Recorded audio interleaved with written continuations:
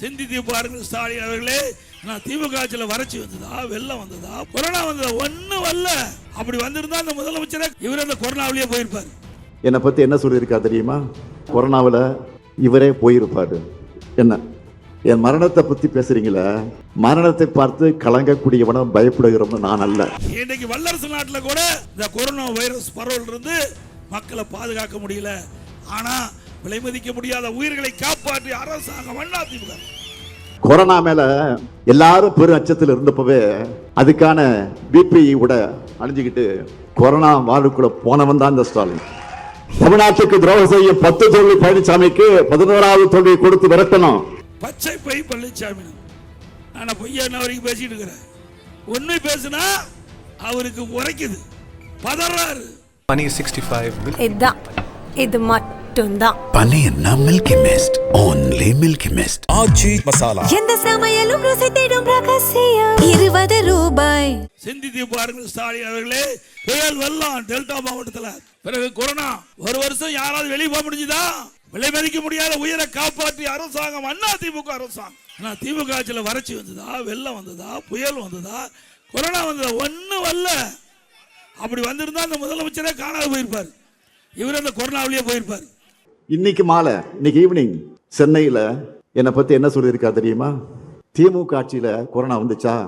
வந்திருந்தா கொரோனாவில் இவரே போயிருப்பாரு. என்ன திமுக ஆட்சியில் வந்து தான் போயிருப்பனா? இன்னைக்கு பழனிசாமி பேசியிருக்கிறார். பழனிசாமி அவர்களை, என் மரணத்தை பத்தி பேசுறீங்களா? மரணத்தை பார்த்து கலங்கக்கூடியவனும் பயப்படுகிறவனும் நான் அல்ல. இன்னைக்கு வல்லரசு நாட்டில் கூட இந்த கொரோனா வைரஸ் பரவல் இருந்து மக்களை பாதுகாக்க முடியல. ஆனா அந்த கொரோனா வைரஸ் தொற்று ஏற்பட்டு விட்டா அவர் உயிரிழக்க நேரிடும். அப்படிப்பட்ட சோதனையான நேரத்தில் கூட திறமையாக அரசு செயல்பட்டு விலை மதிக்க முடியாத உயிர்களை காப்பாற்றி அரசாங்கம் அதிமுக. கொரோனா மேல எல்லாரும் பெரும் அச்சத்தில் இருந்தப்பவே அதுக்கான பிபிஇ கூட அணிஞ்சுக்கிட்டு கொரோனா வாழ்வுக்குள்ள போனவன் தான் இந்த ஸ்டாலின். இதுவரை யாருக்கும் சொல்லாத இப்ப சொல்றேன். இப்படி நான் கொரோனா வார்டுக்குள்ள போக போறேன்னு யாருக்கிட்டே முன்னாடி சொல்லல. கலெக்டர் இருக்காரு, அமைச்சர்கள் இருக்காங்க, எம்எல்ஏக்கள் இருக்காங்க, பிஏ இருக்காரு, எல்லாம் இருக்காங்க. யார்கிட்டையும் சொல்லல. இப்படி சொல்லாம போன காரணத்துல என் மனைவி துர்காவதி இருக்காங்க பாருங்க, வருத்தப்பட்டு என்கிட்ட கோச்சிக்கிட்டு ஒரு வாரம் பேசவே இல்லை. சத்தியம். மக்களை காக்க எந்த அளவுக்கு துணிச்சலாக செல்லக்கூடியவன். அதுக்கெல்லாம் பயந்து நான் அரசியல் தலைவரா இல்ல. திமுக தப்பி தவறி ஆட்சிக்கு வந்துடுது. நீச்சல் தெரியாத ஒருவர் கிணற்றில் தவறி விழுந்துட்டா அவர் உயிருக்கு போராடிட்டு இருப்பார்ல, தத்தளிச்சுக்கிட்டு. அது மாதிரி ஆட்சி தெரியாத ஒரு விட்ட ஆட்சி போய் மாட்டிக்கிட்டு தமிழ்நாட்டு மக்கள் படாத பாடுபடுறாங்க. உண்மைதானே? எங்களை பத்தி விமர்சனத்துக்கு உங்களுக்கு என்ன அருகதை இருக்குது?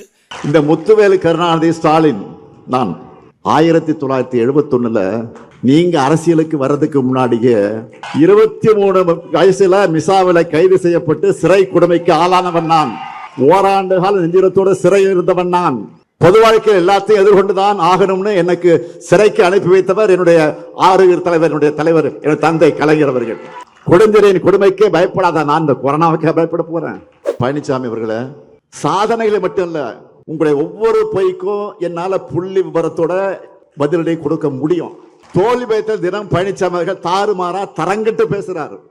தமிழ்நாட்டுக்கு துரோகம் செய்ய 10 தோல்வி பழனிசாமிக்கு 11வது தோல்வியை கொடுத்து விரட்டணும். பச்சை பை பழனிசாமி ஆனா பொய்யா வரைக்கும் பேசிட்டு இருக்கிறேன். அவருக்கு அப்படி தோன்றுறது, நான் என்ன செய்யறது? உண்மை பேசுனா அவருக்கு உரைக்குது, பதறாரு. ஸ்டாலின் அவர்களுக்கு உண்மை பேசிக்கிட்ட பொழுது பதறாரு. ஆக இன்றைக்கு இந்த ஆட்சியில அப்புறம் பொல்லாத ஆட்சிக்கு பொள்ளாட்சியை சாட்சியா. அதிமுக பொதுச் செயலாளர் பிறகு பழனிசாமி ஜெயிச்சதே இல்லை. அவர் பொதுச் செயலாளர் பிறகு எங்கேயாவது ஜெயிச்சிருக்காரா?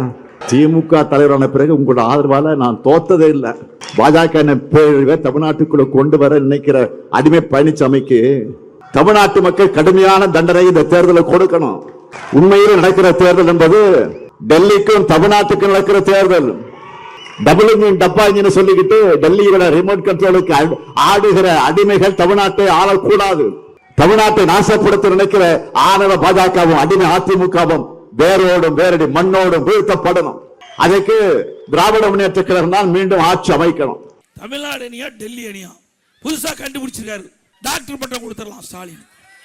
யோ எத்தனை தடவை தான் சொல்றது, தமிழ்நாட்டில் தேர்தல் நடக்குது திரு ஸ்டாலின் அவர்களே, தமிழ்நாட்டுக்கு வா.